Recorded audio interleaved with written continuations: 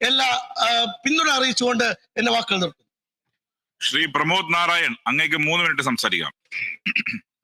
Sir, ചർച്ചയിലേക്ക് കടക്കുന്നതിന് മുമ്പ് കേരളത്തിന്റെ ബഹുമാന്യായ ആരോഗ്യമന്ത്രിയെ ദ്വയാർത്ഥ പ്രയോഗം നടത്തുന്നയാൾ എന്നാണ് തൊട്ടു മുമ്പ് ചർച്ചയിൽ പങ്കെടുത്തുകൊണ്ട് ഒരംഗം പറഞ്ഞത്. ശിശുഹത്യയിൽ ഒരു പാപബോധവും തോന്നാത്തവർക്കൊപ്പം ഇരിക്കുന്നവർക്ക് ഒരു സ്ത്രീയായ മന്ത്രിയെ അധിക്ഷേപിക്കുന്നതിൽ ആനന്ദം തോന്നും എന്നതിൽ ഞങ്ങൾക്ക് അത്ഭുതമില്ല.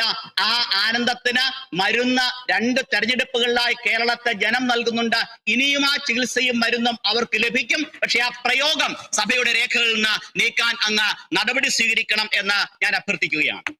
സർ, അന്നം കൊടുക്കുക, അർത്ഥം കൊടുക്കുക, ഉള്ളിൽ ഉറവ് പറ്റാത്ത സ്നേഹം കൊണ്ട് ഉയിരും ഉടലും കാക്കും കവചമാവുക. സർ, കേരളത്തിന്റെ ആരോഗ്യരംഗത്തെ കുറിച്ചിട്ടുള്ള എല്ലാ ചർച്ചകളിലും നാം കോവിഡിന്റെ കാലത്തെ മറന്നുപോകാൻ പാടില്ല.